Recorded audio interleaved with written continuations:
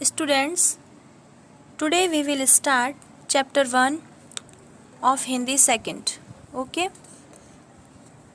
Hindi second का हमारा पहला अध्याय है भाषा और व्याकरण, लैंग्वेज एंड ग्रामर। हम इसे समझने का प्रयास करेंगे इस चैप्टर के द्वारा। आइए रीडिंग करते हैं। भाषा वह साधन है जिसके द्वारा मनुष्य अपने मन के भाव या विचार दूसरों के सामने प्रकट करता है तथा दूसरों के विचार स्वयं समझ पाता है। भाषा शब्द की उत्पत्ति संस्कृत की भाष धातु से हुई है, जिसका अर्थ है व्यक्तवाणी या बोलना। यहाँ ये बताया गया है कि हम अपने विचार एक दूसरे से किस प्रकार व्यक्त कर सकते हैं। हम जिस प्रकार अपनी बातों को एक दूसरे से समझ पाते हैं उसे हम कहते हैं भाषा। भाषा शब्द की उत्पत्ति संस्कृत की भाष धातु से हुई है। संस्कृत की जो भाष धातु है उससे भाषा शब्द की उत्पत्ति हुई है, जिसका अर्थ है व्यक्तवाणी या बोलना।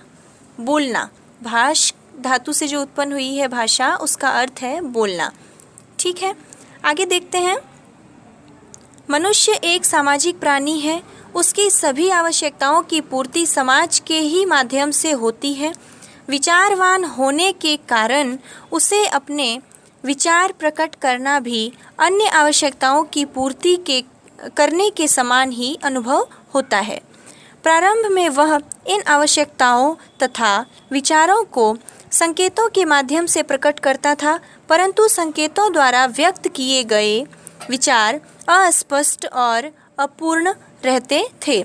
इनसे विचारों का सही संप्रेषण नहीं हो पाता था। सनेह सनेह ध्वनियों का सार्थक समूह विचार प्रकट करने का माध्यम बना। मनुष्य के भाव और विचार इन सार्थक ध्वनियों के माध्यम से एक दूसरे तक पहुंचने लगे। इस प्रकार विकास की अवस्था प्राप्त करते करते उसने इन सार्थक ध्वनियों को नियमबद्ध कर लिया, जिसे वर्तमान युग में भाषा कहते हैं।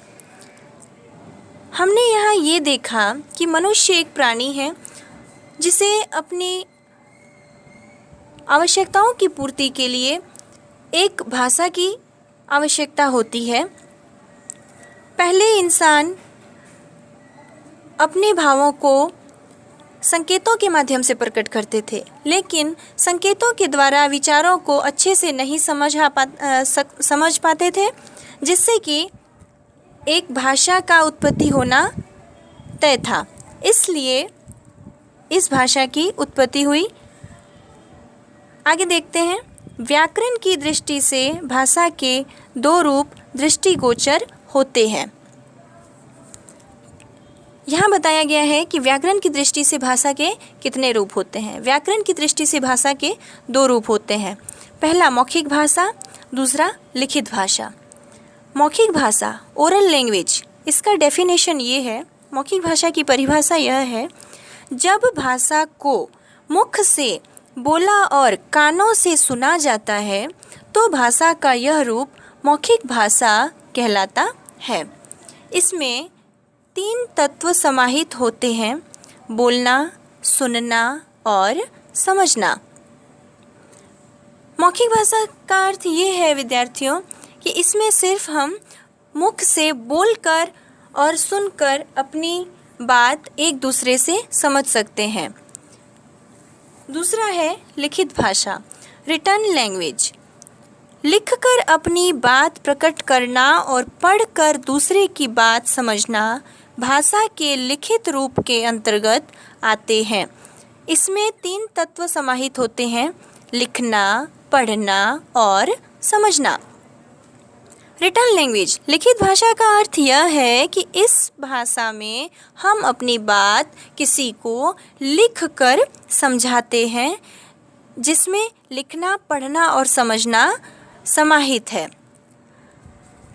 आगे का चैप्टर हम नेक्स्ट क्लास में पढ़ेंगे। तब तक आप इसे और समझने का प्रयास करें।